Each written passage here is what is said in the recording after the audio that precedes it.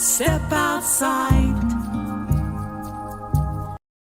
Yate! Thank you all for joining us this evening. Welcome to the Indigenous Ways Wisdom Circle, going on our number 200 and something show here. This is so amazing. We are so blessed this evening.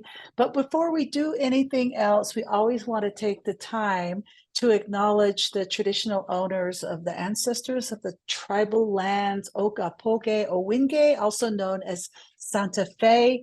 Thank you all for having us here.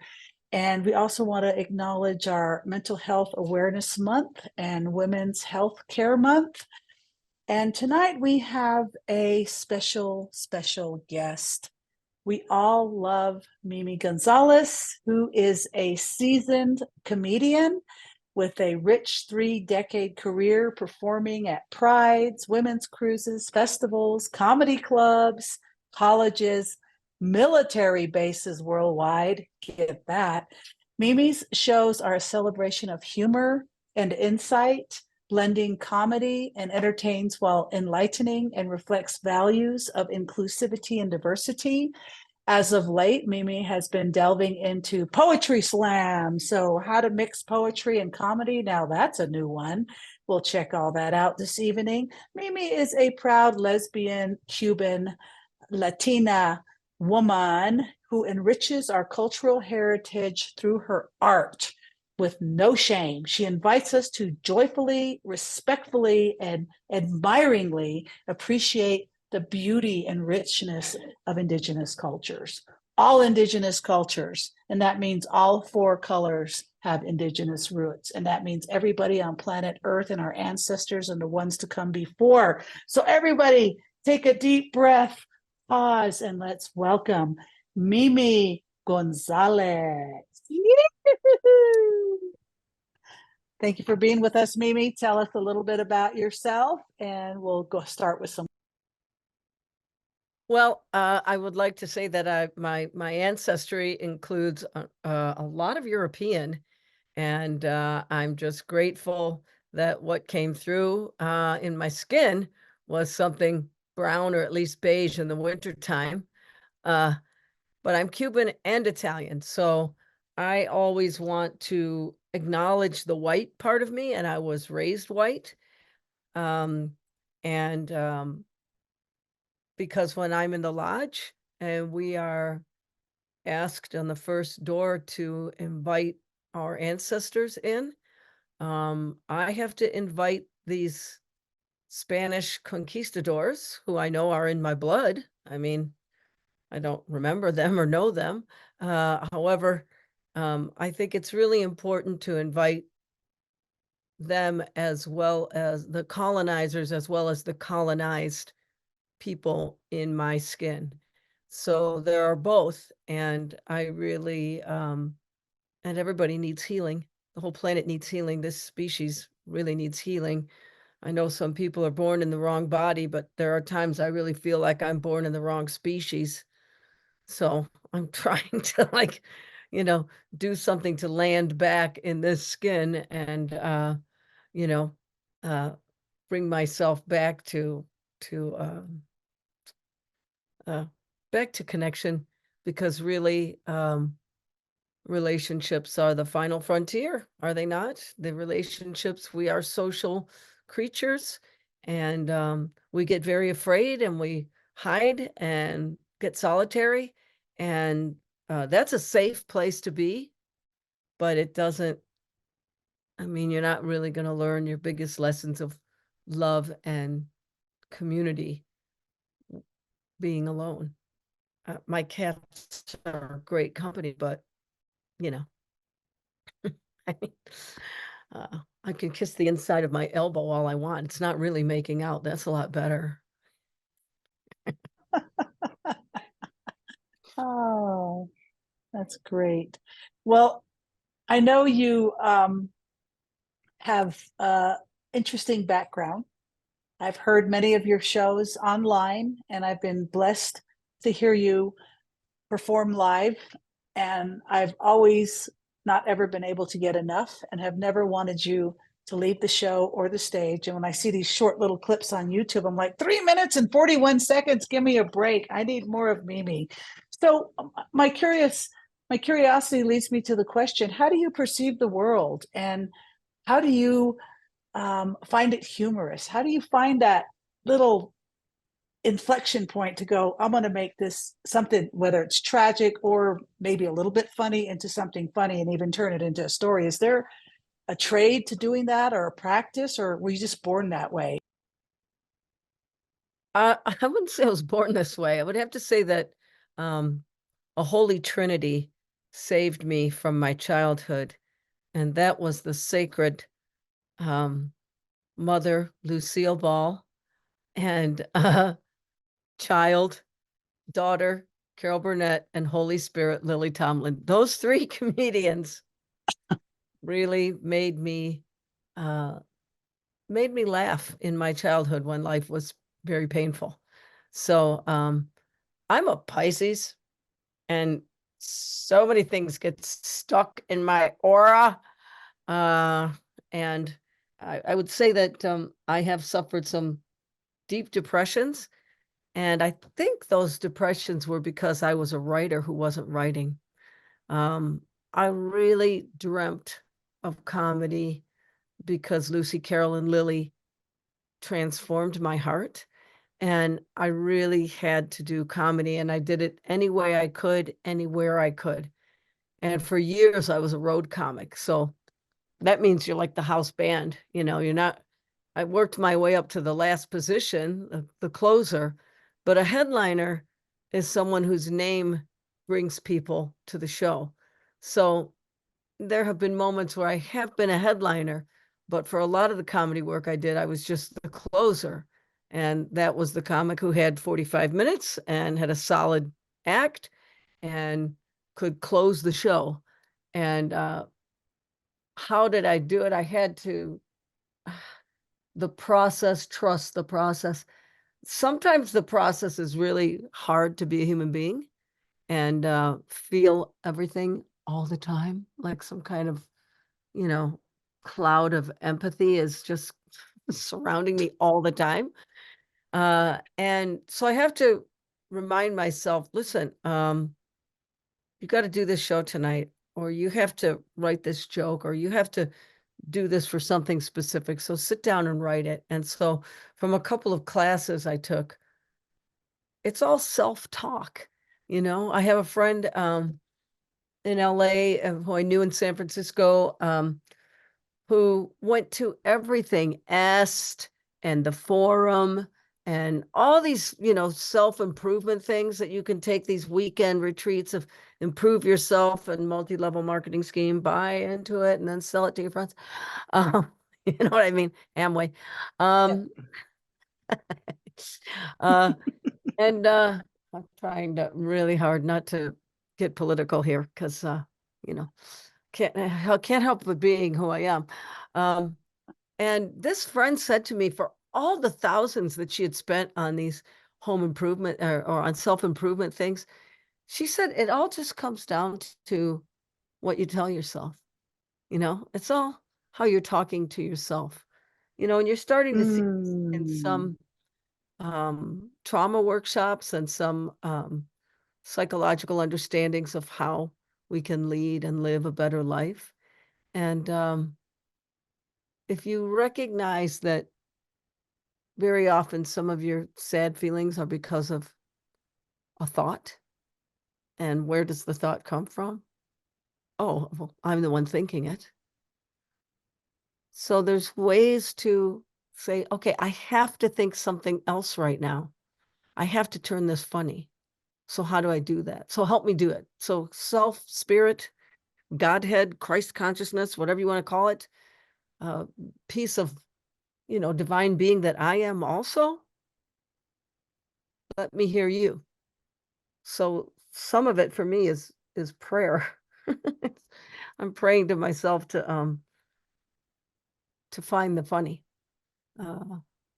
and get out of my way, get out of my own way. I've been my own worst enemy. And I really think that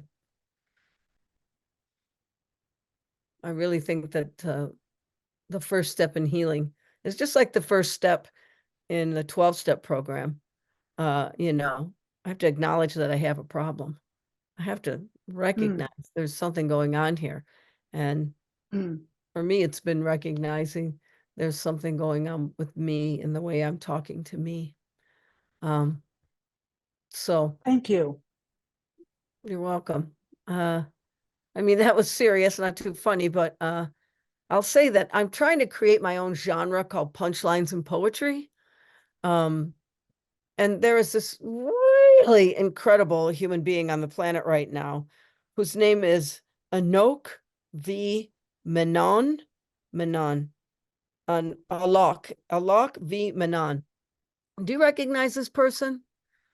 A lot of makeup, many colors in their hair, usually wearing feminine articles of clothing, but they are so intense and so deep, and they are living the life at 30 or 40 years younger than me that I dreamed of. And so on some level, I feel like, this could be my spiritual child, you know, like they're succeeding. They're doing this because Alok is really very serious and really intellectual and has a very deep capacity to explain things and is a poet, but they're also a comedian.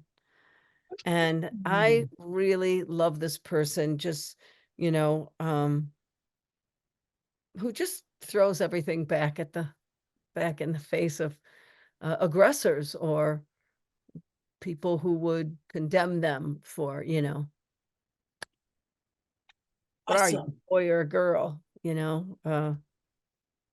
This quote that I copied from one of the last things, towards the true self, and as Thomas Merton, a mystical Catholic writer, as Thomas Merton teaches us, we're all haunted by the false shadow of ourselves. So aren't we trying Nice. to, you know, get to this clear self? That's my journey. And sometimes it's funny, and sometimes it's poetic, and sometimes it's neither. Beautiful. Well, can you read us a poem so we can just get a taste of some of your poetry? Okay, this is one of my first poems of import, and I use this one because this poem. Oh, you better make sure you're not on Wi-Fi. Okay, me, I'm not on Wi-Fi on my phone. I don't want there to be competing. I'm out in rural Michigan right now. This is a poem that I use to help introduce myself to people and to an audience. All And right. it's a poem that I help introduce myself to myself, honestly. Don Juan's only daughter. Sinvergüenza. Scoundrel and shameless. That's what the Translate app says it means. The name my father called me. Sinvergüenza. The word he used to describe himself. Not in Spanish, but in English. The language of the women he so easily impressed. Green eyes, dark skin, an accent dripping. Cologne, announcing a Latin lover, had entered. When he called me that around his kidney bean-shaped pool in Las Vegas, I was telling him about a beautiful rubia I was crazy for, who was still in a relationship with someone for 7 years. He warned me, be careful that her wife doesn't find out, or she will kill you. Sin vergüenza. Years later, his last wife, a Latina manicurist from Venezuela, said over breakfast in a Vegas diner, we want to make a movie of your father's life. You should play him.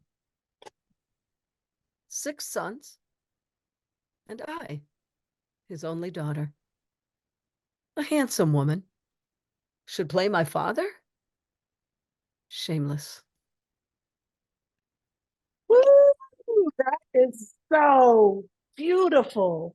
Thank you so much for sharing that poetry.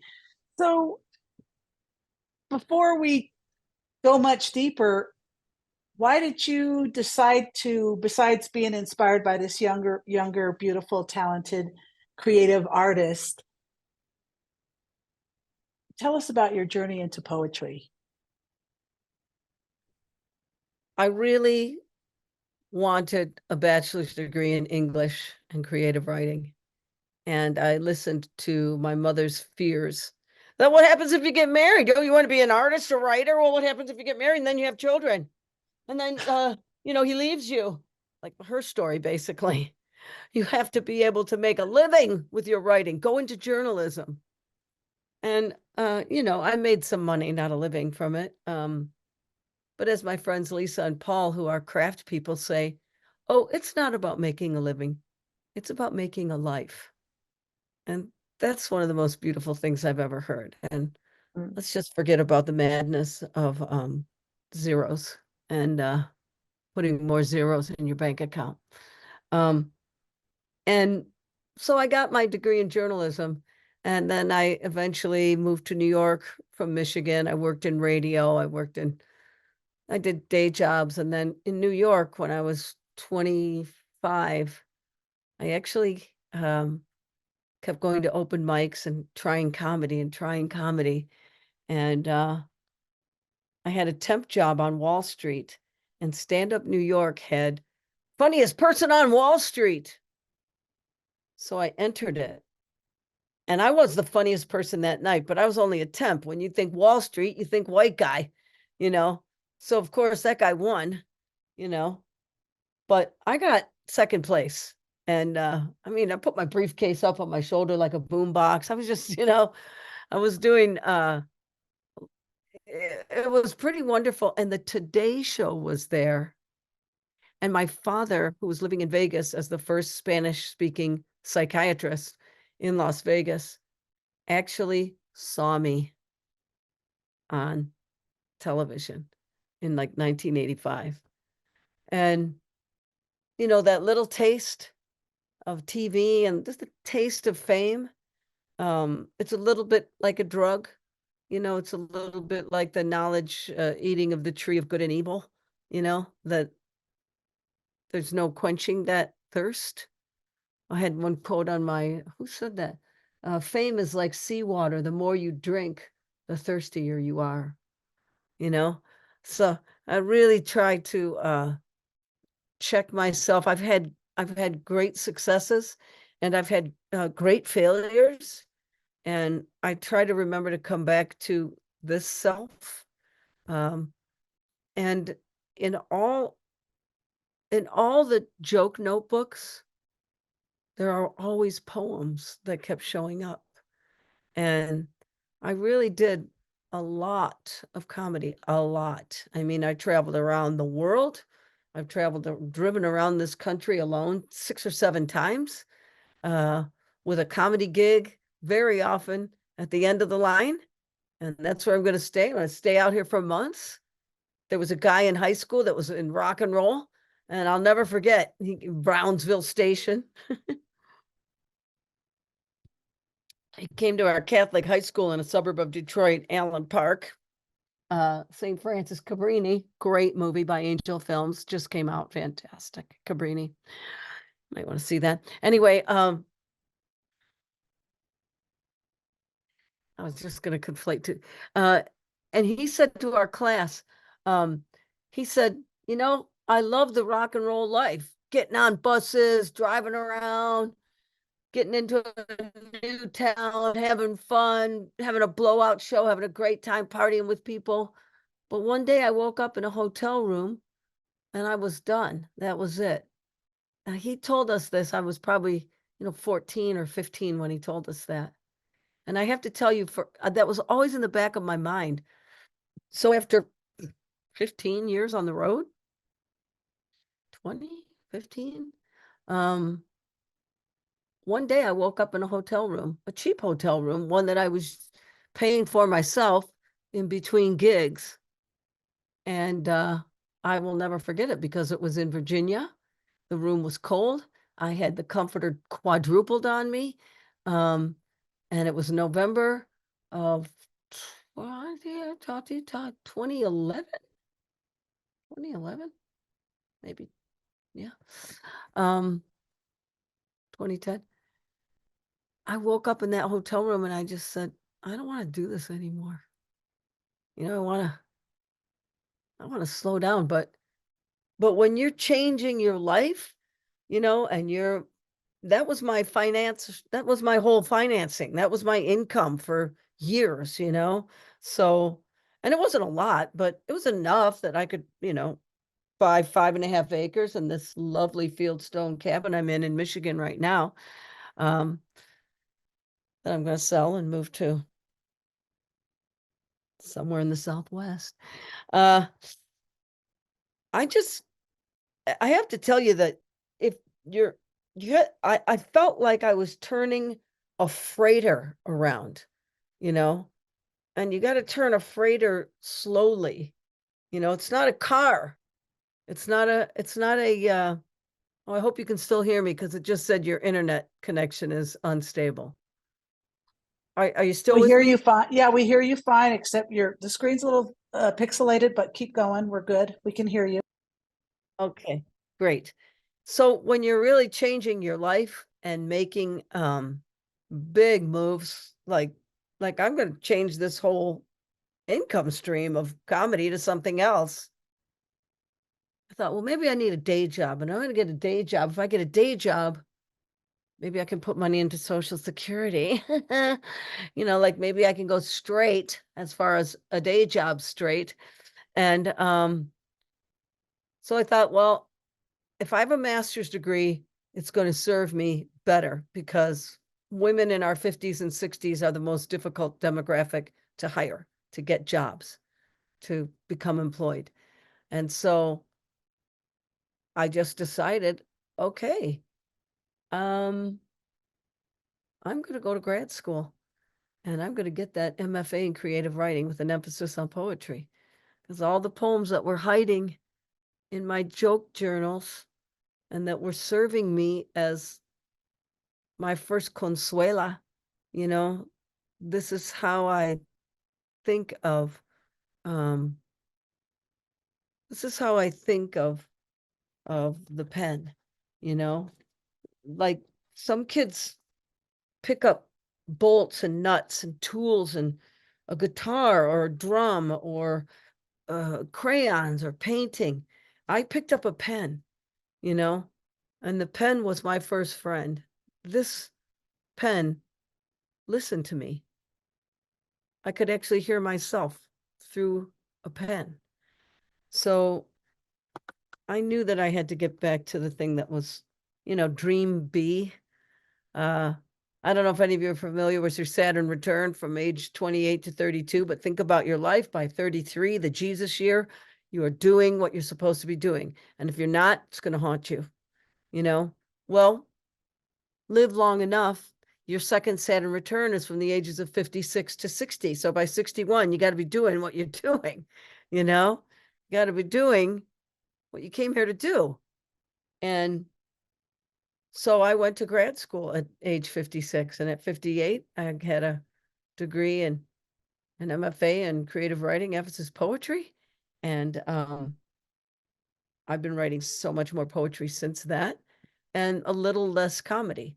But I don't seem to know how to slow down.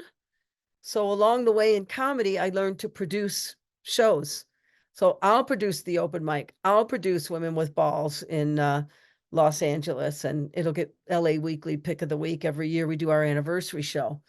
You know, I mean, it was a great show, and so as I move a little bit more away from doing comedy all year on the road, 46 weeks a year is a big schedule. I don't do that anymore. But I have time to write and time to produce Go Girl Saugatuck, which is in the it's in the chat.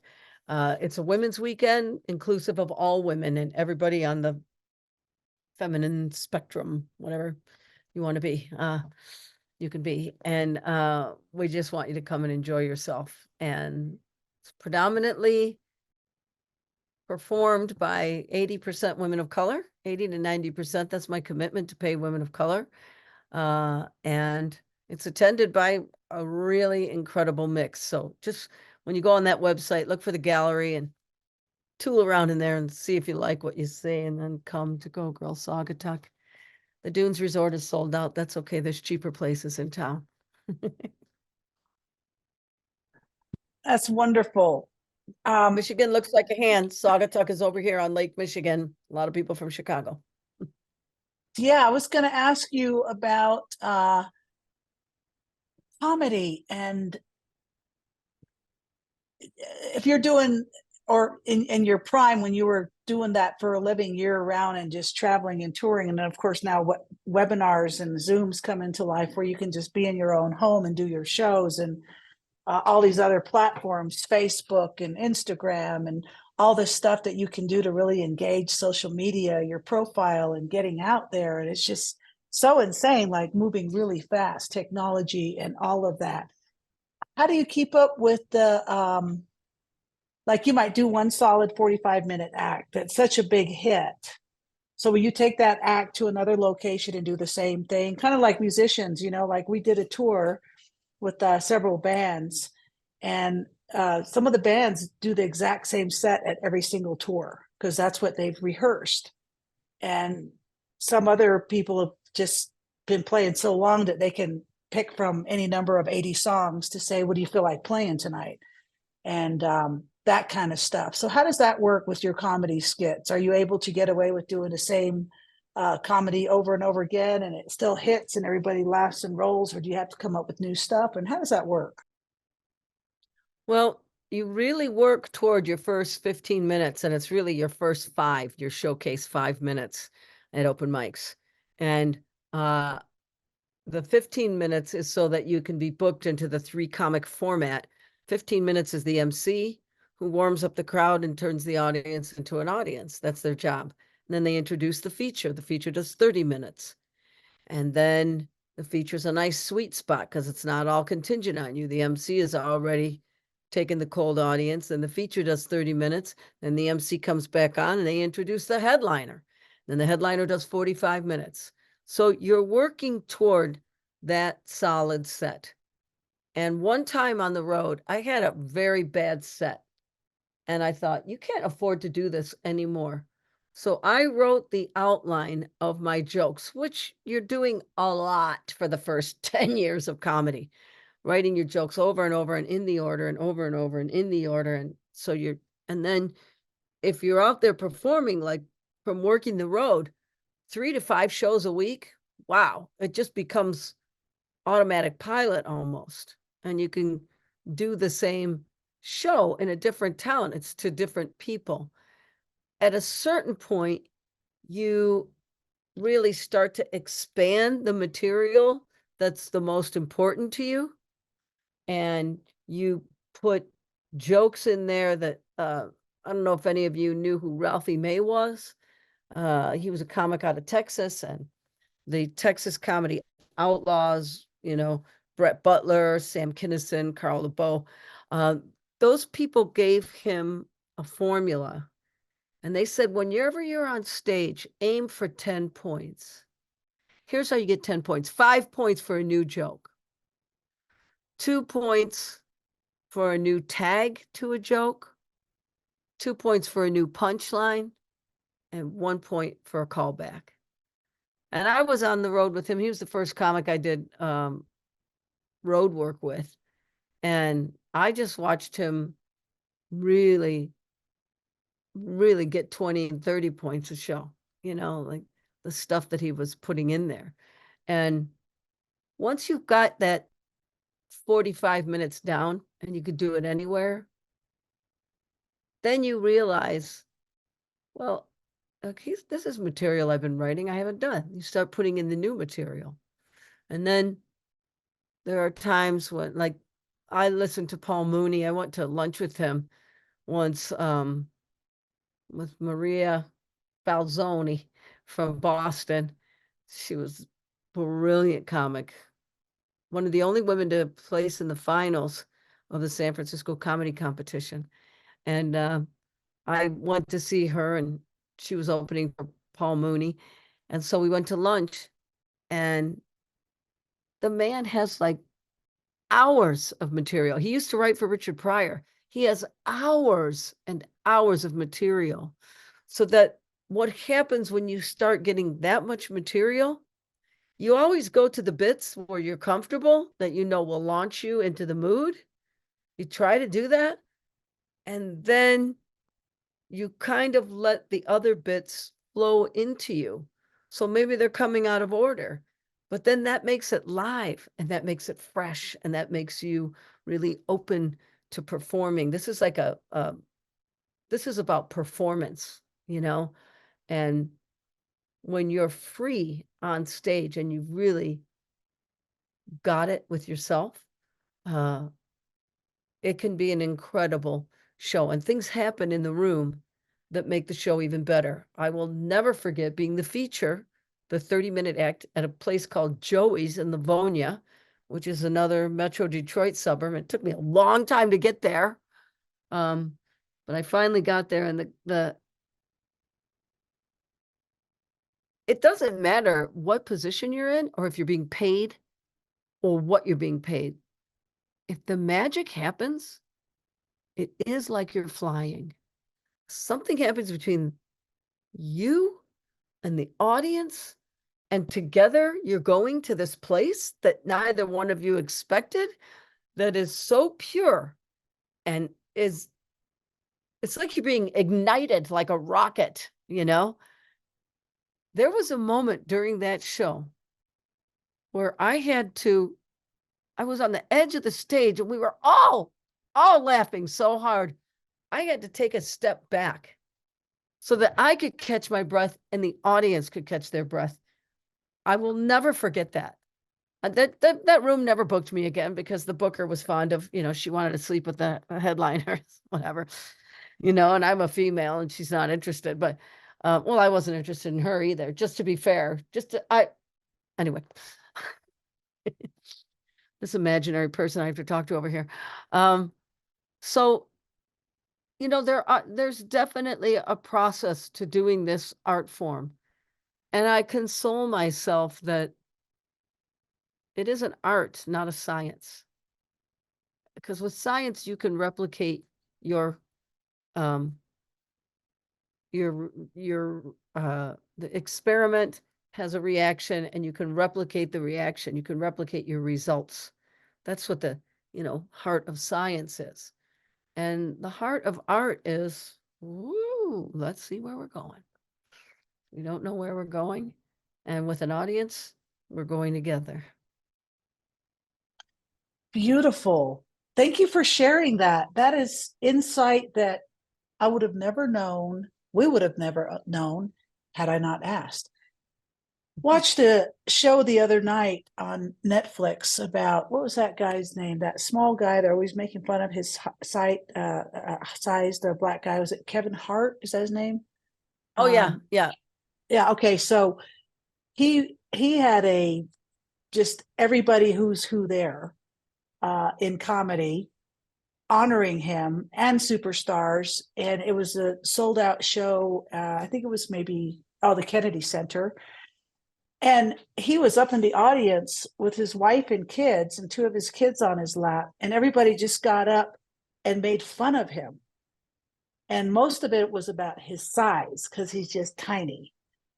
But in that humor of making fun of him, they told him how much they love him, how much light he's brought into the field of comedy, with his perseverance, with his just insane craziness of just running with a lot of spontaneity, and just what everybody had to say about him.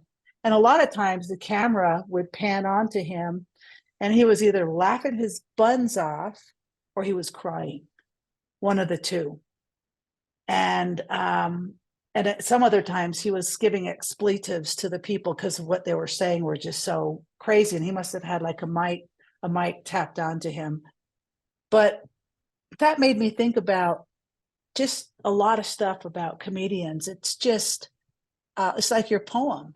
I can't say the word, but it feels like a comedian just has to really go out there without shame and just give it, give it, and see how people take it. And it's just all about taking risks. So I think comedy is the most high risk career anybody can possibly embark on, and the scariest, because talk about truly being at the mercy of your audience. And fortunately, Mimi, you are funny. So, I mean, that's just a given. You've got that, and you're intelligent.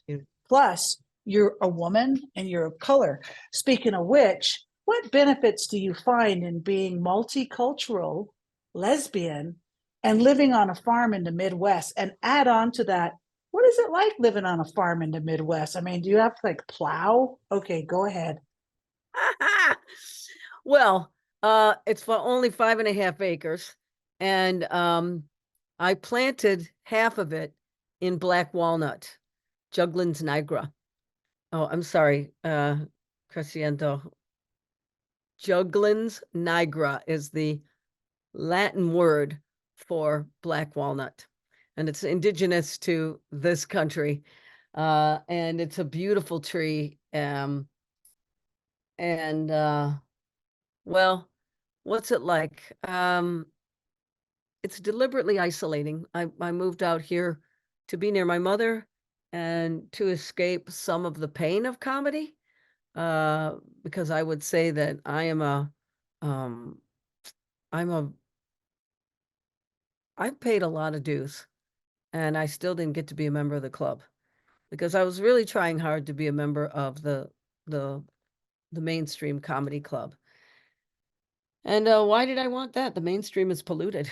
So I found my own way with the lavender circuit. And I've done a lot of work at prides around the country. I mean, I've played Atlanta to Jacksonville. I never want to go back to Jacksonville because one of the easiest things you could do to whip a crowd up is, where are the dykes at? Where's the fags? And they were like, quiet in Jacksonville. And then I'm like, well, where are the rednecks?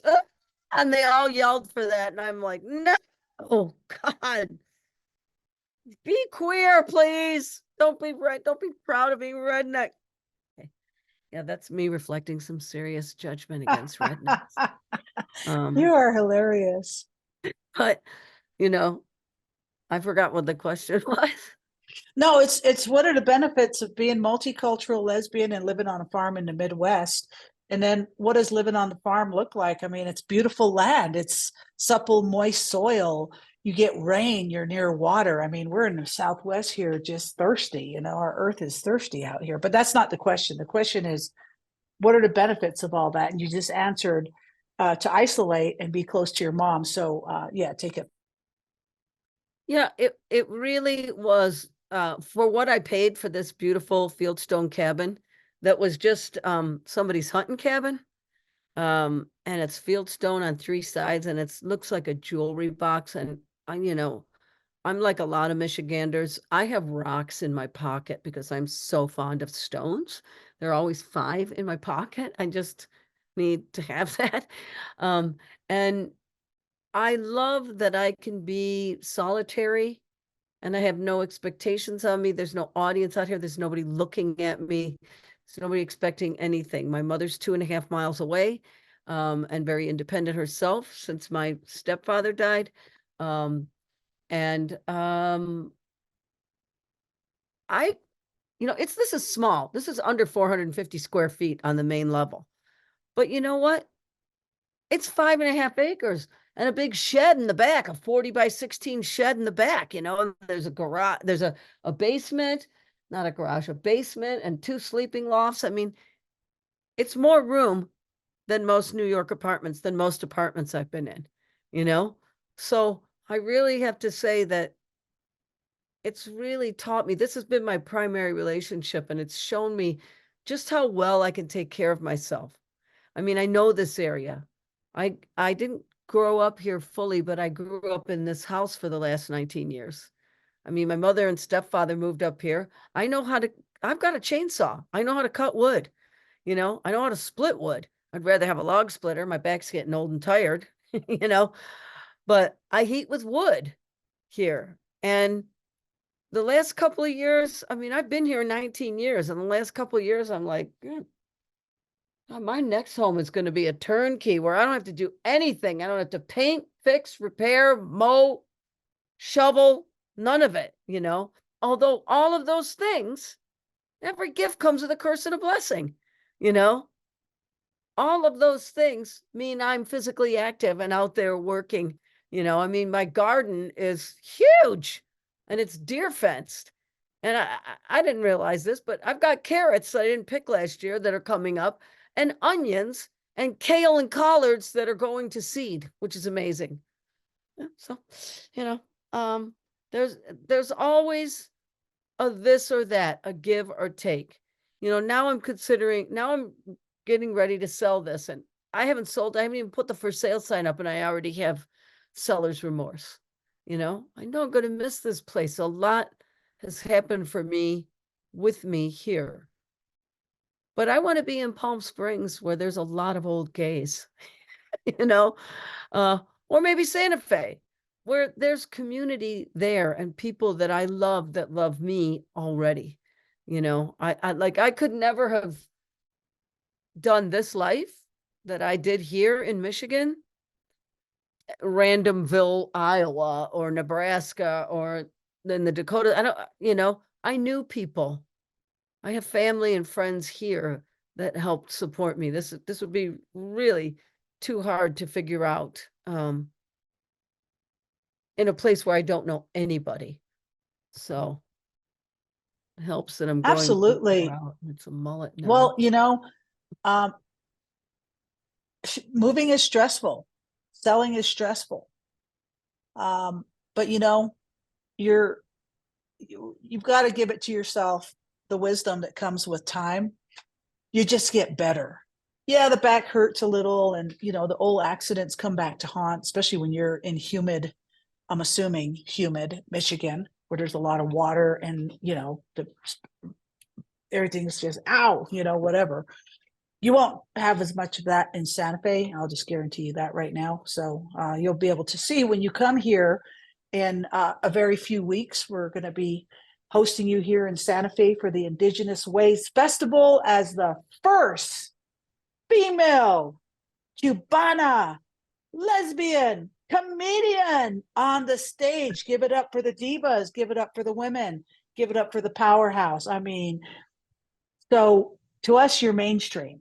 To us, you're mainstream. You have made it because you are known. We all know you, Mimi. We all love you. And more people are going to know you. And I've got people for you to meet when you get here. That's another really fun thing. I won't say anything. We'll just see what happens. Okay. Let's just leave it that way. And part of the thing is to be out in the country, out bush. We might head out to Abiquiu. We might head out to Arf, Pastasuke. I mean, we're going to do something. We're going to take one day to be on the dirt, on the soil, sitting on the ground. Okay. And that's where we will eat, on the dirt, on the ground, with some very wonderful people. Thank you. So do you have any advice for the up and coming intergenerational, multicultural comedy wannabes? I mean, really, what would you tell us? Because really, we can do anything at any time. I mean, we could be a comedy at 99, Right. What's your advice? Because I'm thinking about following your path. So tell me what to do. Okay, I'm going to tell you something, that I have been chronically single for a long time. In, out, 8.5 years of not dating. And then when I did date someone, turned out I was allergic. I got an STD. Well, that's because I really have had a problem with dating. Like, I see red flags and they look checkered to me, so I go right for it. Like, wrong. There is something new out there. Well, it's 10 years old. But I am really finding myself benefiting from this conscious lesbian dating and love. Ruth Schwartz and Michelle Moraine. It's really Ruth Schwartz who's running this now, because Michelle has transitioned to Max and is no longer involved. But this is helping me and believe me, I'm going to answer your question, because the answer to your question, and the reason I brought that up first, the answer to your question is that you can do this. You absolutely can do this. Remember, it's about self-talk. There's an old saying, and I think it's from the Bible: many are called, few are chosen. But the calling is not from God outside of you. The calling is inside you. And the being chosen is you choosing to respect yourself and listen to yourself. That is the calling. That's being called, and that is choosing yourself. That's the biggest lesson. And one of the things, I was in her Conscious Lesbian Academy, which is a 12-week course based on the tenets in this book. And one of the things Ruth said that I just cannot get over: a cat won't jump on a hot stove twice, right? But they don't jump on a cold one either. And that's been me, scaredy cat, scared of the cold stove, and not even able to use this incredible tool of a stove. And the metaphor of the stove is, of course, the relationship, you know? And so I don't want to be afraid of relationships. I want to have a healthy, loving, vibrant, invigorating, connected, intellectual, beautiful relationship with somebody. I just haven't believed it, and I haven't honored myself with that relationship first. And she really teaches this skill about building the relationship and trust with yourself. And like, she's, lesbians are known for processing. She's like, no, processing doesn't work. It's just people saying, this is what I feel, but this is what I feel, but this is what I feel, but this is what I feel, but this is what I feel, but this is, and no one's listening. No one's reflecting the other one back. No one's listening. They're only worried about what she says. We have to be responsible for our own triggers. Like, we really have to take a lot of self-responsibility. I mean, it's really intense, very maturing work that I'm practicing in friendships and in life, because those are relationships too. And I have to say, something's opening up in me. And I think it's the thing opening. It's probably my inner ear to hear the calling and choose myself. Oh my gosh, that is so wise and beautiful and well said. I got to tell you. So now I'm going to ask you one last favor. Can you give us a 2-minute comedy skit before we do a quick commercial break? Yes, because, one of the questions in the, in the preparation for today was, our theme this year is ancestrality. They whisper through me. What does this mean to you? And so I was telling you, when I go in the lodge, in the sweat lodge, the first door is, ancestors, and I have to bring my ancestors in. And I've heard ancestors in my blood before. In the United States, in the Western world, in this colonized capitalist system, we don't have ancestors. We have grandparents and photographs of people. That's all we have. We don't recognize ancestrality. We don't get it. And you look at other people, and they're not living like they have ancestors either. I have read and been told through both Black poetry and Native American Indian poetry, the ancestors aren't just my bloodline. The ancestors are also these trees and the soil and the stones in my pocket. Look at this stone. This stone is called a concretion. You see how unusual that stone is? This comes from Wisconsin. Looks like a character in a cartoon, like the Flintstones or something. Like a bubbly little thing, right? Yeah, just put some eyes on it and make a body on it and animate it. And I have to Avatar. return these Ooh. because I was told later, you're not supposed to have those. Those are ancestors, you know, and when Shirley does the sweat lodge, you know, she asks the stones that come into it. Those are called ancestors, you know. So I think if I'm respectful, I can treat things right. I mean, I asked you and Elena um, during one of your wisdom circles. I have the most exquisite necklace, native necklace that I got at a powwow in Detroit on the Detroit River in the 80s. But this piece just feels so real and powerful. I mean, it was for sale, so I bought it, but I don't ever feel like wearing it as jewelry. It just feels like that is really appropriation. And this is not just jewelry. And I asked you, actually, I asked the man that you had on. Oh, I wish I could remember his name. What can I do about this piece? Maybe it was you and Elena or the man that was on who said,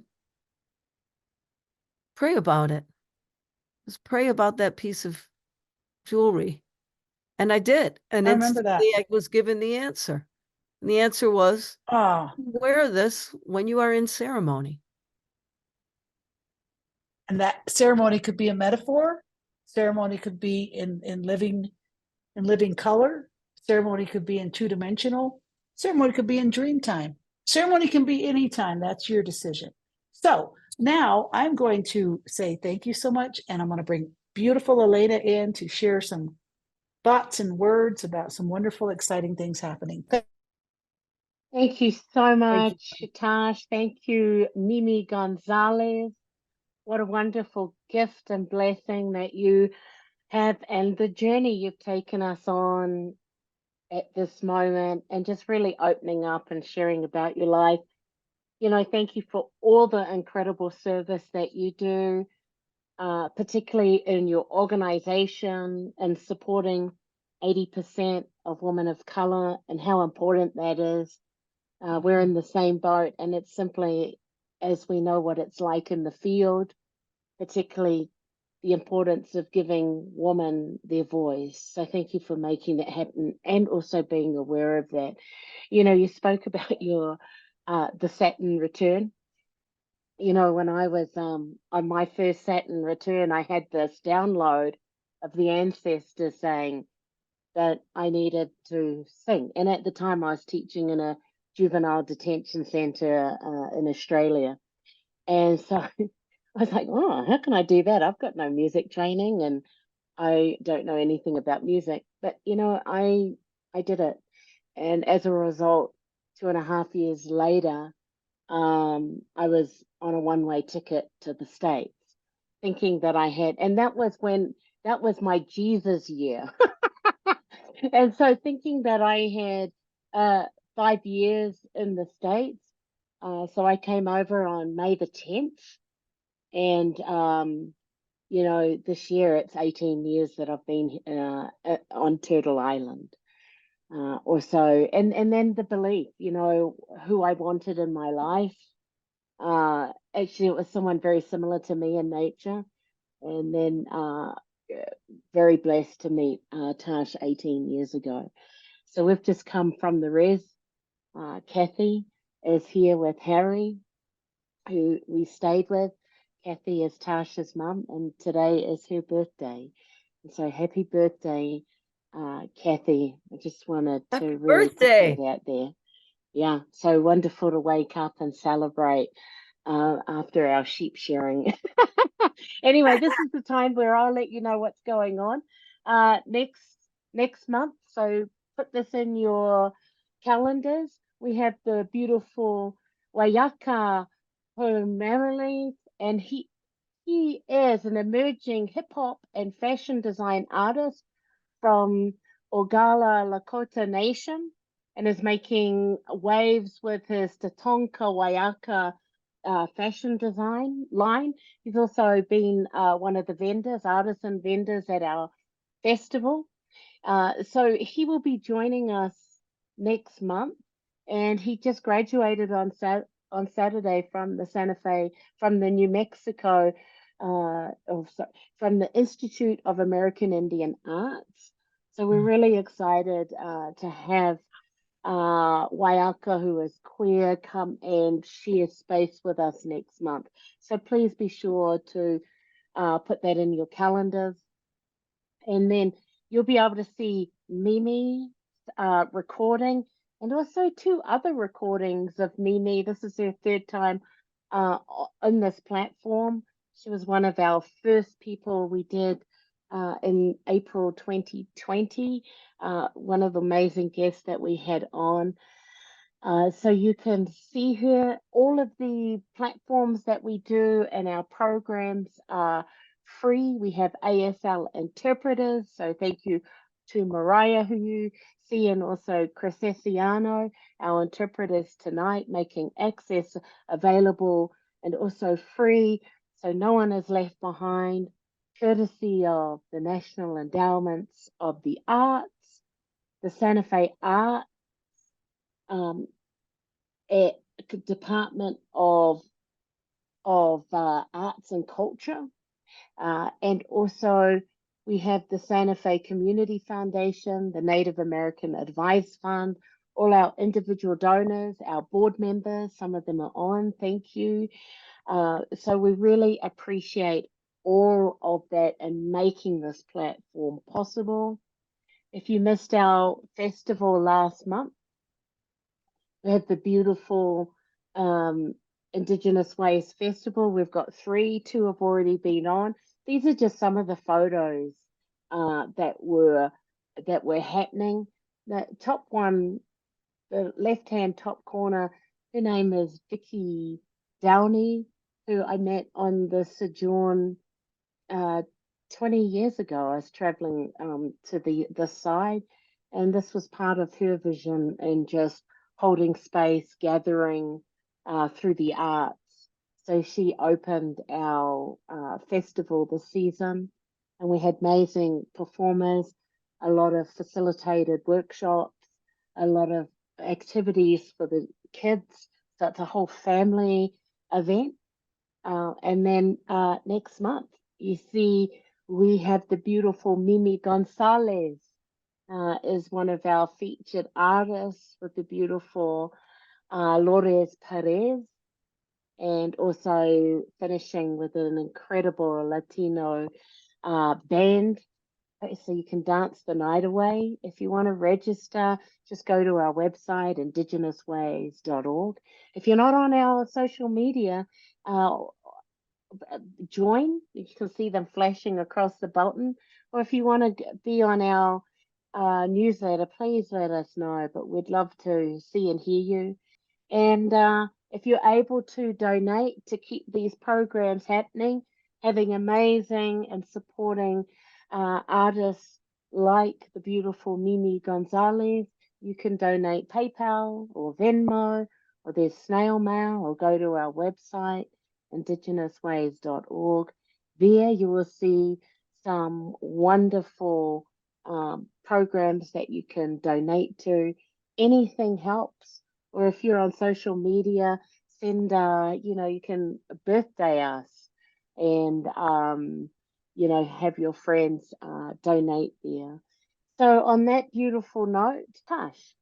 Yeah, thank you so much for all of that, Elena.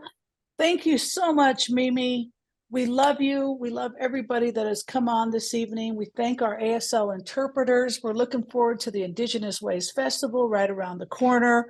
We're looking forward to seeing and hearing from all of you. Please join our newsletter on our website, IndigenousWays.org. And until next time, we love you and thank you for joining us. Take care. Thank you. Touch the earth.